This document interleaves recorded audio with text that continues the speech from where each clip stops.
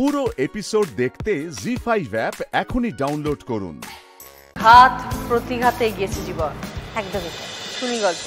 আমি যখন এমএ পড়াশুনো করি সেই সময় একটা মানে কম্পিটিশনে পার্টিসিপেট করেছিলাম। তো সেইখান থেকে আমাকে একজন দেখেন এবং তিনি বলেন যে তুমি এই চ্যানেলে যাও, এখানে কিন্তু এখন অ্যাঙ্কার নেওয়া হচ্ছে। তো আমি সেখানে গেলাম ওনার কথা মতো ছবি টবি নিয়ে। তো সেখানে গিয়ে আমি যখন মানে বায়োডাটা জমা দিলাম তখন আমাকে বলা হলো যে আমাদের স্ক্রিন টেস্ট বলতে আমাদেরকে একদম কাজ করতে হবে। তো 3 রাত্রির আমি কালী পুজো পরিক্রমা সেই সময় করেছিলাম। তো যাই হোক সেখানে কাজ শুরু হলো। তো সেই তারপর থেকে আমি সঞ্চালনা করছি, আর তারপর আমি নিউজ রিডার হলাম। তারপরে দীর্ঘদিন কাজ করার পর, বেশ কয়েক বছর কাজ করার পর বিয়ে হলো। এবং বিয়ের পর আমার খুব ভালো একটা পরিবার, আমার হাজব্যান্ড ভীষণ ভালো। বিয়ে হবার পর আমি চলে গেলাম বাইরে বলতে আমি ঝাড়খণ্ড মাইথানে থাকতাম। তো সেখানে ছিলাম দীর্ঘ 10 বছর। খুব সুন্দর আমার সংসার, আমার একটি মেয়ে রয়েছে এবং খুব ভালোভাবেই চলছিল। আমাদের 10 বছরের বিবাহবার্ষিকী আমরা সেলিব্রেট করতে বিদেশে বেড়াতে গেলাম। তো সেখানে আমার হাজব্যান্ডের একটু শারীরিক অসুস্থতা মানে বোধ করছিল, মানে একটু বমি হচ্ছিল, কিছু খাবার খেলেই বমি করে দিচ্ছিল। তো ফিরে আসার পরেই সমস্ত কিছু টেস্ট করা হলো। টেস্ট করে দেখা গেল 5th স্টেজ রেনাল ডিজিজে ও ভুগছে এবং আমরা কিছুই বুঝতে পারিনি। সেটা কি? 2টো কিডনি ওর নষ্ট। এবং যেহেতু আমরা ওখানে থাকতাম ওর চাকরি সূত্রেই, তো ওখান থেকে আমাদের ট্রান্সফার করে দেওয়া হলো কলকাতায়। তো সেই জায়গায় দাঁড়িয়ে কলকাতায় যখন আসা হলো ডায়ালিসিস স্টার্ট করতে হলো। 2016 সাল, সেটা আমাদের 10ম বিবাহবার্ষিকীর পর। মাথায় জাস্ট আকাশ ভেঙে পড়লো যে কি করব। তো এখানে আসার পর আমি রীতিমতো ডাক্তারদের সাথে কথাবার্তা, ডায়ালিসিস চলছে। ডাক্তাররা বললেন যে কিডনি ট্রান্সপ্লান্ট করতে হবে। কিডনি ট্রান্সপ্লান্ট করবো। এবার রিলেটিভসদের মধ্যে ও একমাত্র সন্তান, তার ফলে বাবা মাও বয়স্ক, দুজনেই রিটায়ার্ড পার্সন। সুতরাং কারোরই মানে ব্লাড গ্রুপ ম্যাচ করলেও সে কিডনি দিতে পারবে না। খোঁজা শুরু হলো, খবরের কাগজে বিজ্ঞাপন দিলাম, নানান রকম মানুষের সাথে পরিচয় হলো। তো এইভাবে করতে করতে 2016 থেকে নানান রকম স্টেপস, মানে কিডনি ট্রান্সপ্লান্টটা একটা ভাস্ট একটা চ্যাপ্টার। এবং সেখানে শুধু যে কিডনি মিললেই চলবে না, পুরো একটা প্রসিডিওর রয়েছে, যেখানে লিগ্যাল প্রসিডিওর যেটাকে বলা হয়। সেখানে থানা, পুলিশ, কোর্ট সমস্ত কিছু করতে হয়। এবং আমি একা, আমার কোনো হেল্পিং হ্যান্ড নেই। আমার বাবা আমার পাশে ছিল। তো আমার তখন অ্যাঙ্কারিং যে কেরিয়ারটা আমি মানে করছি, ওখান থেকে হঠাৎ করে চলে আসার পর সেটা পুরো টোটালি স্টপ। আমি স্কুলে পড়াতে শুরু করলাম, কারণ আমি তো ডিপ্রেসড। আমি আমার কান্নাটা কিন্তু কাউকে দেখাতে পাচ্ছি না। আমি কাঁদছি কিন্তু সেটা ঈশ্বরের কাছে এবং একা একা। আমাকে আমার বরের সামনে বা আমার পরিবারের সামনে হাসি মুখ নিয়ে যেতে হচ্ছে। তো সেইভাবে আমার প্রসিডিওর আস্তে আস্তে এগোলো। অনেকবার আমার প্রসিডিওর আটকেছে। 2019 সালে এই জুলাই মাসে 19 জুলাই ওর কিডনি ট্রান্সপ্লান্ট আলটিমেটলি হলো। এবং হবার পর তারপরে আমি তখন সমস্ত মানে ওই ডাক্তারবাবু বললেন যে 6 মাস ওকে একেবারে ঘরে বন্দি অবস্থায় থাকতে হবে। আমার মেয়ে, যেখানে বাবাই তার সব কিছু, সেখানে আমার মেয়ে বাবার কাছে আসতে পারতো না। একটা কাচের জানলা, তার বাইরে মেয়ে থাকতো এবং এপাশে হাজব্যান্ড। জানলায় দাঁড়িয়ে দাঁড়িয়ে কথা হতো, মানে ওই জানলা কিন্তু শাটার বন্ধ, মানে বাড়িতেই মানে এক মানে 4 দেওয়ালের মধ্যে সেরকম ভাবে বানিয়ে রেখেছিলে। হ্যাঁ, মানে বাড়িটাকে স্যানিটাইজ করে সেইভাবে রাখা হচ্ছিল, মানে ফ্লোরটা, ওর বাথরুম, ওর ঘর, এখানে আমি ছাড়া কেউ ঢুকতো না। এবং তারপরে ট্রান্সপ্লান্ট হয়ে যাওয়ার পর এইভাবে করে অফিসে যাওয়াটা, ওর তো তারপরে কোভিডের পিরিয়ড ছিল, যার জন্য অফিস যাওয়া সেই সময় বন্ধ। তো সেই সময় ঘরে দিল 1.5 বছর পর অফিস জয়েন করলো। এবং ওর ট্রান্সপ্লান্টের 6 মাসের মাথায় আমার শ্বশুর এত ট্রমাটাইজ ছিলেন, 6 মাসের মাথায় উনি মারা গেলেন।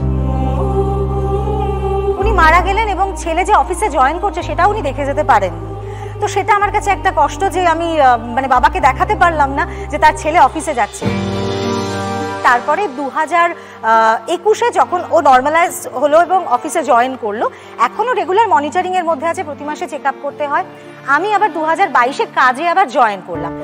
এর মাঝখানে যেটুকু টুকটাক কাজ করছিলাম, কারণ আমি তো ভীষণভাবে ডিপ্রেসড, আমাকে তো ভালো থাকতে হবে। 2টো কিডনি ট্রান্সপ্লান্ট হলো না, একটা কিডনিকে ট্রান্সপ্লান্ট করতে হয় ডোনারের থেকে। এবং আমি যে ডোনারকে পেয়েছি সে অসম্ভব ভালো। তার মেয়ে মারা গেছিল কিন্তু সে আমার সঙ্গে ছিল, বলেছে দিদি তুমি তো এত টেনশনের মধ্যে আছো, আর আমি তোমাকে কথা দিয়েছি। একজন মহিলা, এবং ওর মানে কিডনি দেবার পর ওর একটা মেয়ে আবার হয়েছে, এখন খুব ভালো আছে এবং ও আমার পাশে ছিল এবং আজকে মানে ওর সঙ্গে ছিল এবং এই পুরো মানে ঈশ্বরের আশীর্বাদ। এখন আমি আবার কাজে ফিরেছি, এখন ফুল ফ্রেজেড কাজে আমি আছি এবং গানটাও আমার ভীষণভাবে আমাকে শক্তি দেয়। গানটা করলে পর, গাইলে পর বা গান শুনলে আমি ভীষণভাবে মোটিভেটেড হই।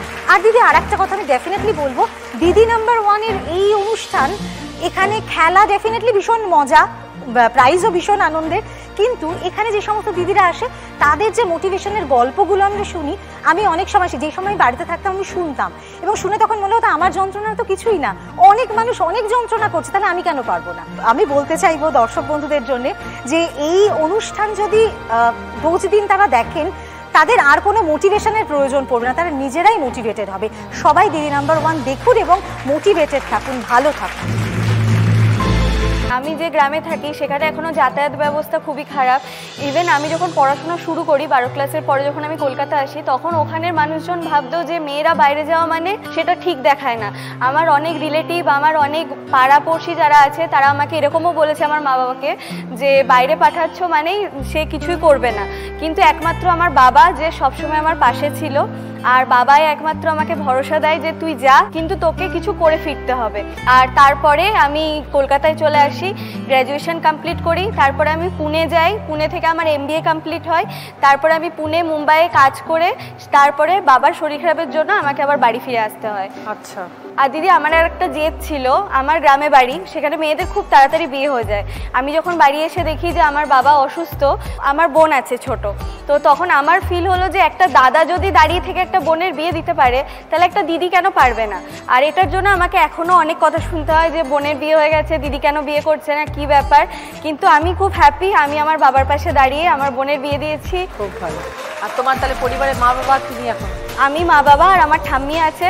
তোমার অফিস কোথায়? আমার অফিস কলকাতাতেও ব্রাঞ্চ আছে, আমি এখন কল্যাণীতে কাজ করি। আর থাকো কোথায়? আমার বাড়ি হচ্ছে মুড়াগাছা, যেটা কৃষ্ণনগর আর বেথুয়ার মাঝামাঝি। কলকাতা থেকে আমাদের যাতায়াত ব্যবস্থা বলতে অনেকটা, মানে শুধু লালগোলাই ভরসা, আমাকে এখন পিজিতে থাকতে হয়।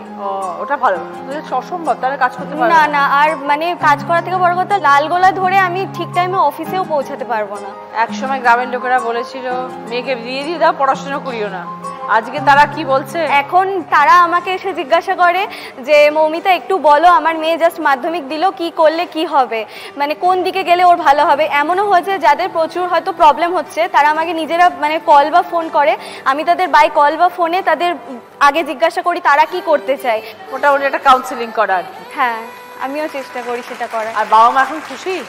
হ্যাঁ খুশি, আমার গ্রামের লোকও খুশি। আমি এখন গ্রামের সেই মা বাবাদের একটা কথাই বলতে চাই যে মেয়েরাও কিন্তু আজকে পারে। সব মেয়ে যে মানে বাইরে গেলে খারাপ হয়ে যায় এই ধারণাটা পুরোপুরি ভুল। বাইরে গিয়েও কিন্তু নিজের পায়ে যদি তার জেদ থাকে সে নিশ্চয়ই দাঁড়াবে। নিজের পায়ে দাঁড়িয়েছো, রোজগার করেছো, বোনের বিয়ে দিয়েছো, নিজের কি পরিকল্পনা, নিজের নিয়ে কি ভাবছো? নিজের এখনো পড়াশোনা করতে চাই, পিএইচডিটা করার জন্য ইউজিসি নেটটা চেষ্টা করছি। আর মা খুব চিন্তিত বিয়ে নিয়ে, বাবা এখনো বলছে যা পড়াশোনা করে যা। একদম ঠিক, আগে পড়াশোনা কমপ্লিট, কিন্তু মা খুব চিন্তিত। বিয়ের অনেক সময় আছে, পড়াশোনাটা আগে শেষ করো। সেটাই, আর যত শিক্ষা থাকবে তোমার সাথে তুমি তত জীবনে বড় হতে পারবে। একদম। ভালো থেকো মৌমিতা, মাকে নিয়ে বাবাকে নিয়ে সুন্দর থাকবে। Thank you, thank you. জি5 ডাউনলোড করুন আর সব এপিসোড দেখুন একদম ফ্রি।